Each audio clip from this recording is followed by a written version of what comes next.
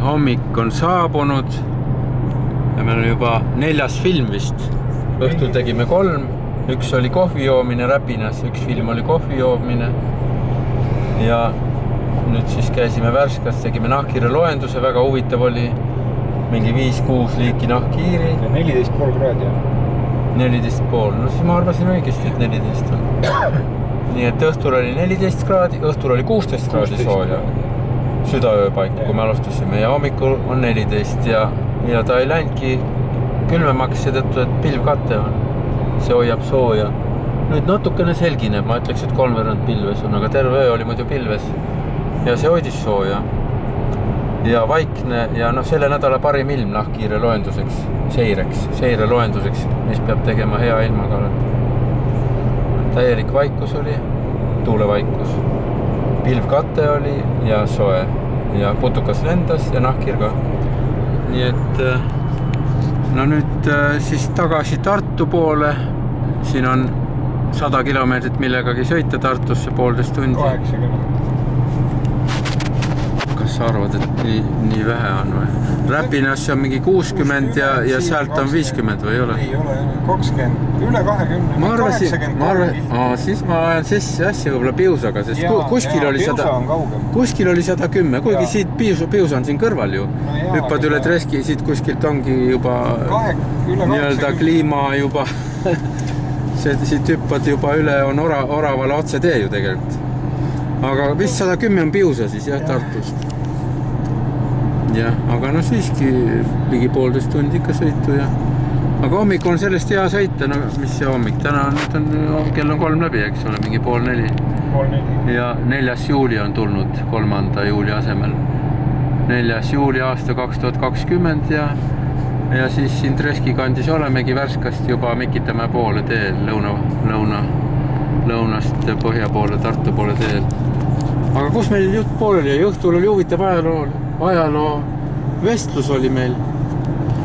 Et kuidas me nahkhiiri oleme uurinud ja rääkisime siin kolleegidest. Vello Kepart, kes on tuntud looduskaitseõpiku isegi kirjutanud, kui ta Luua koolis töötas, Vello Kepart. Looduskaitseõpik on. Ja siis ta Jõgeval elab ja käisime temaga nahkhiiri uurimas 90ndate alguses, kui käivitus nahkhiirte riiklik seire Eestis. Jõgeval on üks seirerada, üks 12 rajast, kus igal suvel siis kõige valgemate ööde ajal me loendame nahkhiiri detektoriga. Ja see detektor on mul siin olemas, ma võin ka näidata. Nüüd me saame ka kotti näidata. Minu uus kott, mis ma ostsin Tartu kaubamajast eile. Hästi hea kott paljude taskutega, kõik asjad saab see kotti panna. Kuskil siin on detektor. No nii, Ortraheli detektor. See on Peterson.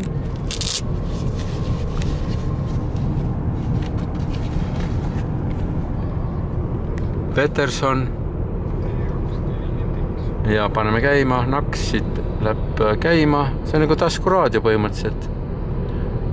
Kui minu käest küsitakse nahkhiire detektorit või ma ise räägin, et mis asi see nahkhiire detektor on, siis ma kõigepealt, mis see oli, Mikitamäe, jah? Mikitamäe jänes oli. Jänes oli tee peal? No vot, ööloomade elu või hommikuloomade elu võib öelda juba. Nii, et detektor on mul käes, me sõidame, Tiit on kõrval, aga Tiit on autojuht, tema vaatab ainult teed ja liiklust ja Mikitamäe jänest. Nii, aga mina ei pea ju vaatama teed. Üks on nähtud. Jah, ma ei pea ju teed kogu aeg vaatama, ma võin rääkida teile detektorist. Nii et kui ma nahkhiire detektorit näitan kuskil huvilistele, siis ma kõigepealt räägin, et näete, et see on taskuraadio. Vanasti olid ju taskuraadiod sellised ja tänapäevalgi on ilmselt veel.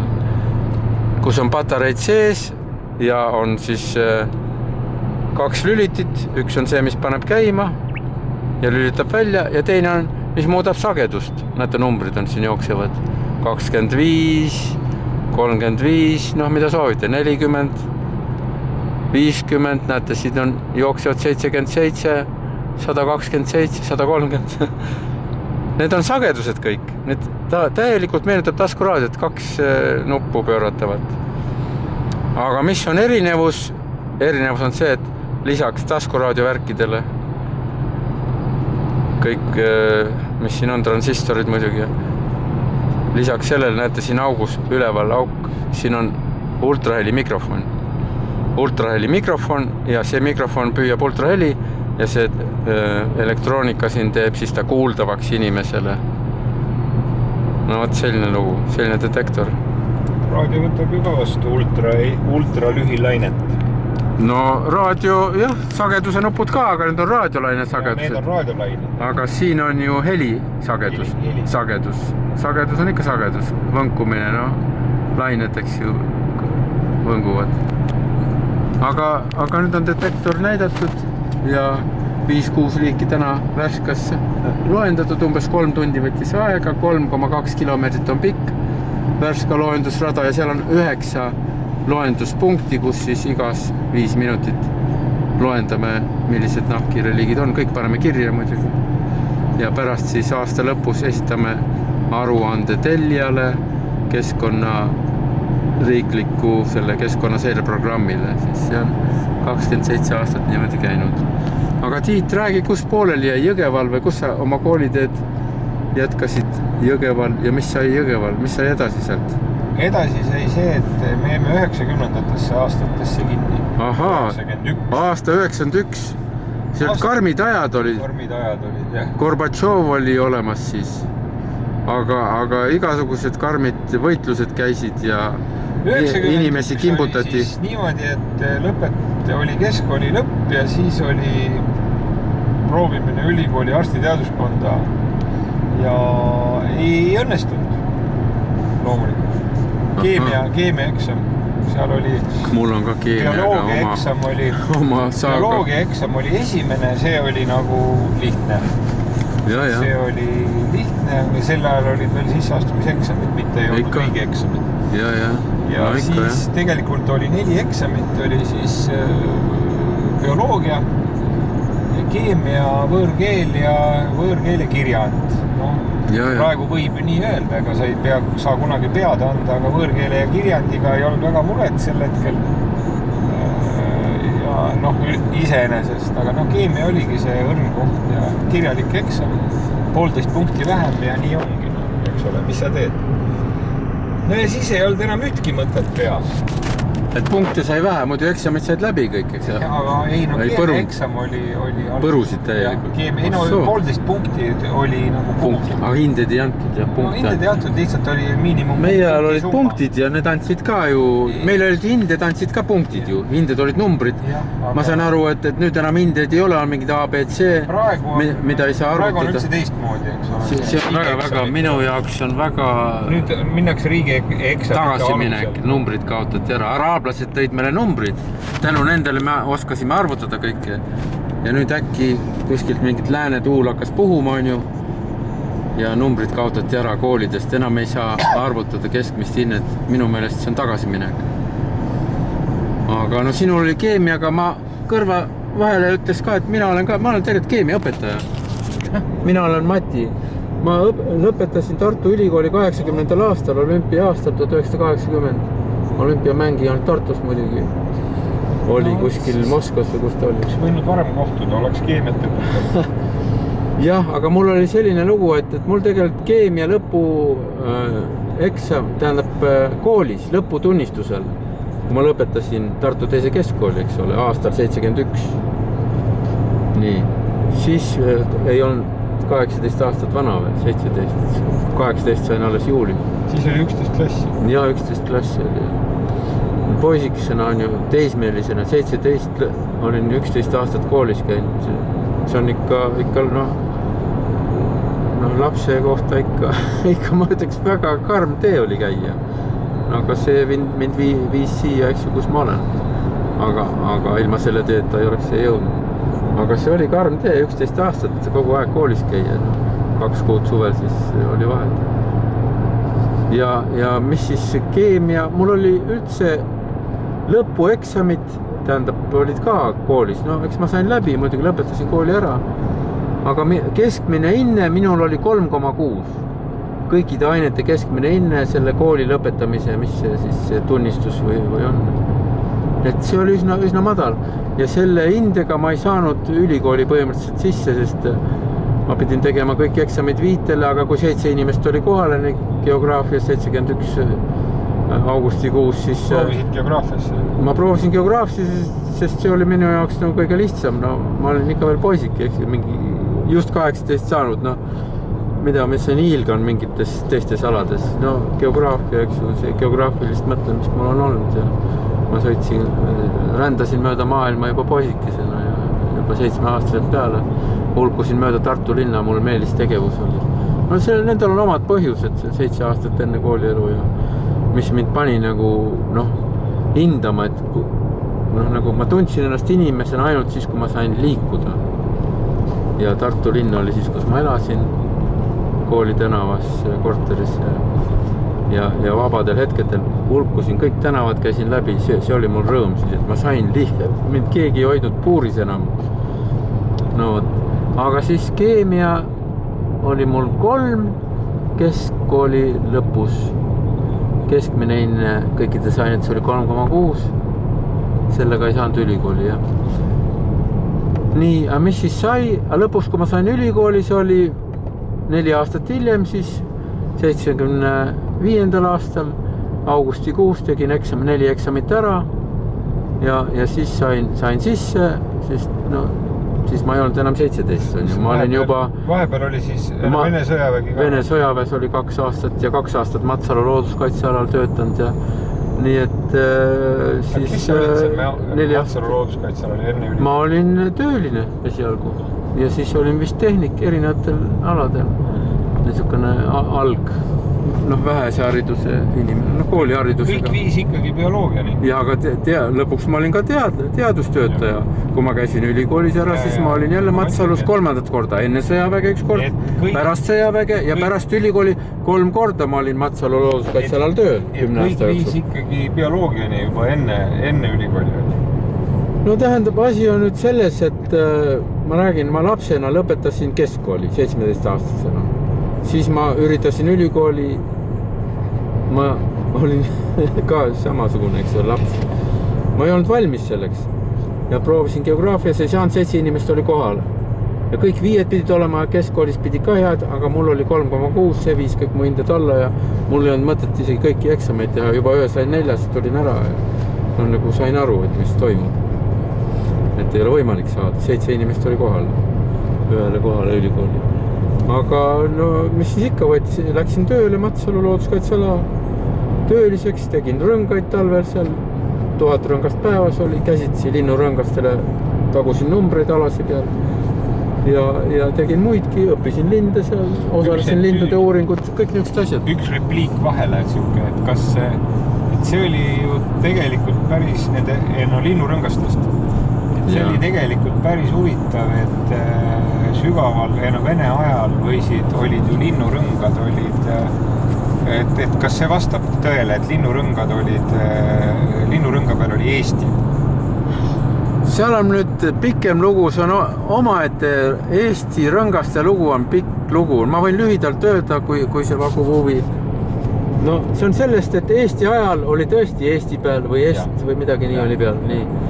Ja siis pärast seda need rõngad lihtsalt said otsa, need ornitoloogid kasutavad, need olid linnurõngad, mõeldud lindudel. Me kasutame neid ka nahkhiirtel, aga lindudele olid need mõeldud ja enne seda nahkhiiri ei rõngastatud Eestis. Saksamaal rõngastatega meil mitte, ainult linde. Ja Eesti linnurõngad lihtsalt lõppesid 1 kord ära. Pärast seda lihtsalt lõppesid ära, sest need pandi lindudele ja linnud lendasid nendega ära. Aga linde rõngastada oli ju vaja. Linnuteadus ju jätkus pärast seda samuti. Kumari ja Onno ja Kujud, eks ju. Renno ja kõik, kes pärast seda meil tulid, Veroman. Lindude rõngastamine ju käis, eks ole. Ja kus siis rõngaid saada, aga siis oli kõik tsentraliseeritud. Ja Nõukogude Liidu pealinn Moskva ja rõnga peal oli Moskva rõngad. nendega on ka huvitavad anekdootlikke lugusid, aga kas me ei jõua täna kõikest rääkida? Ei saa ju rõngastada lindu Matsalus, mille peal on Moskva. Tähendab, kogu Eesti, kogu Nõukogude Liit, kõik, kes linde rõngastasid pärast seda, kõigil olid Moskva rõngad ja need olid numbrid. No seeria täht, mis näitas rõnga suurust, mis linnule sobis, suuremale suur ja väiksemale väike, aga number siis, seeria number oli niisugune pikk loe number miljonitega. Ja neid jagati siis ja Moskva rõngad olid kasutusel. Ja kuni aasta oli 70, kui ma ei eksi, 1970. See on, kui mina veel koolis käisin, mina ei rõngastanud siis, eks. 70, siis kuskilt saadi luba, et võib Matsalu anda oma rõngaid välja. Võib-olla olid ka põhjused, et Moskva rõngad said ka otsa, et need ei jätkunud. Ja kuidagi suudeti kaubelda välja, Taivo Kastepõld oli siis direktoriks saanud või ta ei olnud veel direktor, ta oli teadusala juhendaja Matsalus. Tema oli rõngastuskeskuse nagu juhataja seal, töötas ka Matsalu looduskaitsealal tookord, mis juba üle 10 aasta kestnud, 50 mingist aastast peale. Ja 58. vist looduskaitseala oli 12 aastat käinud ja 70. aastal saadi luba, et Matsalu võib lasta välja rõngaid, et kogu Eesti saab kasutada ja Matsalu rõngastuskeskus oli olemas, et on lubatud ja kuna oli rõngastuskeskus, siis ta võis anda välja oma rõngaid ja sellest alates siis saadki linnurõngastele tulid Matsalu pealkiri Matsalu. Aga seal Estonia Matsalu võis olla suurematel rõngastul, võis ka E-Matsalu või Est-Matsalu oli ka. Ja, aga nii palju kui mahtus, rõngastul oli väike on ju. Ikkagi räägiti, et nendel suurtematel olid ikkagi Est peale. Estonia Matsalu oli jah, aga ei olnud mingi Moskva enam ega Venemaa või Nõukogude Liit Matsalu ei olnud. Kuigi on olemas raamat nagu Eesti NSV imetajad, Eesti NSV koopad, eks ju, on olemas niisugused raamatud. Ja Eesti NSV koopat kurioosum ilmus vist Gorbatšovi ajal 80. keskel, kui nagu väga imelik, et sel ajal pidi raamatu pealkirjama Eesti NSV koopat, kui see Eesti NSV, keegi enam Eesti inimestest nagu seda Eesti NSV-d ei tahtnud kuskil pealkirjades ega kuskil enam kasutada.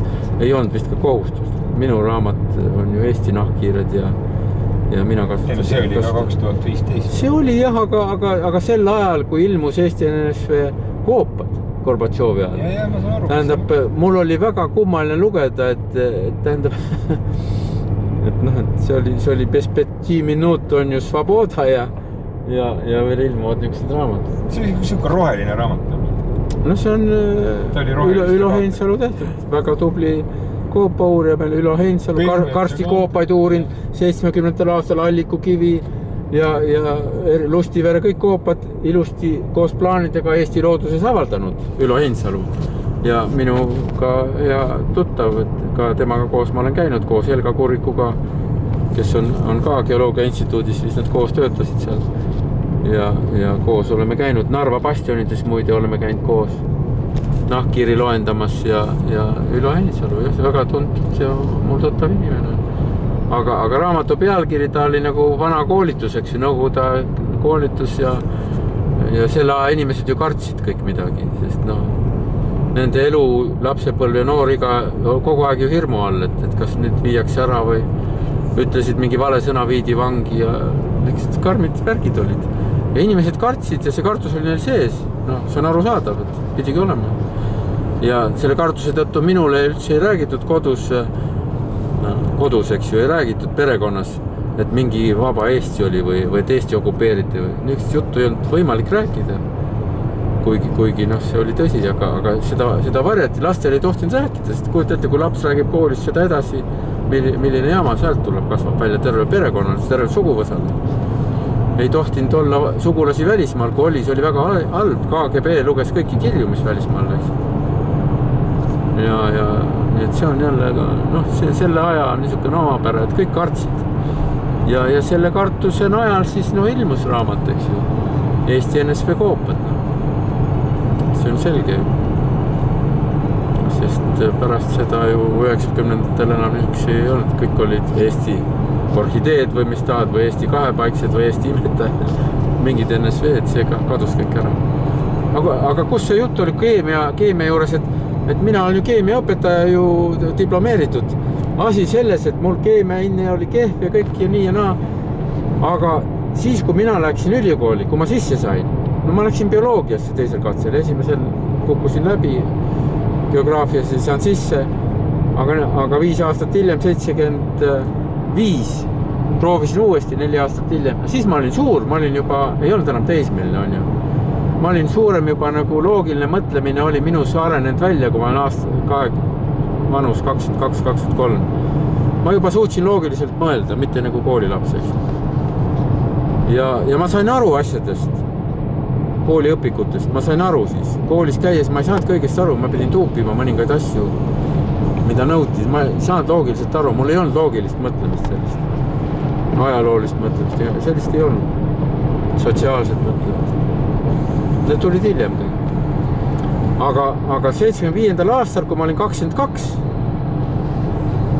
siis ma tegin eksamid peaaegu kõik viitele. Sest ma sain loogiliselt aru, õpikud olid ju loogiliselt kirjuta eesti keeles, emakeeles. Ja iga eksami eel ma nädal aega lugesin need õpikud läbi, keskkooli õpikud, selle eksami aine õpikud. Seal oli keemiat, seal oli matemaatikat, kirjandust ja siis oli võõrkeel. Kõik need 4 eksamit oli, vist olid need. Ma sain enamasti kõik need sain 5 ja ei olnud midagi keerulist ja sain sisse. Aga siis oli käsk, tähendab, see oli 75 aasta Brežnevi aeg on ju, see ei olnud ju mingi Eesti Vabariik, uneski keegi ei näinud. Siis olid täpsed reeglid, mida üliõpilane pidi sa said ülikooli minna, sa pidid õppima seda, mida kästi on ju. No kommunistliku partei ajalugu, kõiki kommunistliku partei manifesti, õppeained olid, eks ju, partei ajalugu ja mingisugune poliitekonoomia, kõik ülikoolis kohustuslikud ained olid ja eksamid ja kõik nii. Ja muu hulgas siis, et minna õppima siis bioloogiat, mis mind huvitas, sest ma olin märtsikuus 75, enne ülikooli astumist. Märtsikuus 75 ma hakkasin iseseisvalt uurima nahkhiiri, olles Matsalu looduskaitsealal töötaja oma huvides, kuna ma sain aru, et neid loomi on väga vähe uuritud ja mulle juhtusid nad ette mõisa keldrites, kloostris, Penija ümbruses, seal teistes. Juhtusid ette, taskulambiga käisin ringi seal, vaatasin, et nahkhiired ja hakkasin tundma huvi, et huvitav, mis nahkhiired ja siis ma teadsin, et seal ei olnud keegi nahkhiiri uurinud. Hakkasin vaatama, mis on üldse teada nahkhiiridest. Mul ema nahkhiiri oli uurinud ka, mind võtnud kaasa koobasesse, ma natuke teadsin ja ma sain ju ema käest alati küsida, et kas nahkhiir on uuritud või mis või mitte. Ja ma sain teada, et ei ole uurinud keegi Lääne-Eestis nahkhiiri ega saartel. Ja ma olin Matsalus, eks ole, ja ma hakkasin leidma keldrites igal pool mõisas nahkhiiri. Ja mind hakkas huvitav, ma mõtlesin, et see on huvitav. Ja siis ma mõtlesin, õpin bioloogiat. Ja saingi sisse bioloogiasse. Aga bioloogias nendel aastatel oli kohustus selleks, et bioloogiat minna õppima, siis sa pidid õppima ka pedagoogikat. Tähendab, sinust pidi 5 aasta jooksul saama bioloog, pedagoog, bioloogia õpetaja. Sa võisid olla bioloog, aga kindlasti sinu eriala pidi olema ka veel bioloogia õpetaja ja mitte ainult bioloogia õpetaja, ka keemia õpetaja. Nii et bioloog, bioloogia, keemia õpetaja ja tegelikult ma olin ka ökoloog, nii et minu diplomil, mis siis oli vene ja eesti keeles 2 keeles, tookord diplom 80. aastal, seal on 3 rida minu eriala. Seal on siis ökoloog, bioloog, looduslike ressursside ja looduskaitse eriala, vaat selline vinge ja lisaks bioloogia, keemia õpetaja. Korraga kohe mitu amet. Tähendab, mina tahtsin ainult ju saada looduse uurijaks, loomade uurijaks ja ma olen ka saanud, aga lisaks sain veel kukile igasuguseid erialasid, et ma olen diplomeeritud igasugust. No nüüd ma olen bioloogia kandidaat juba 30 aastat. Oi, rebane. Teine, ja. Vot nii, selline on minu siis õppelugu, mis läbitud ja siis lõpuks ma kaitsesin väitekirja Moskvas 90. aastal, sest Eestis ei olnud võimalik kaitsta nahkhiirte eriala, esialgu nagu Eestis sain teha aspirantuuris käia ja neid filosoofia, kõik need rebase juures seminarid ja kõik said tehtud ja läbitud ja mis oli aspirantuuris vajalik 4 aastat käia. Aga väitekirja ma ei saanud Eestis kaitsta, sest ei olnud sellist komisjoni.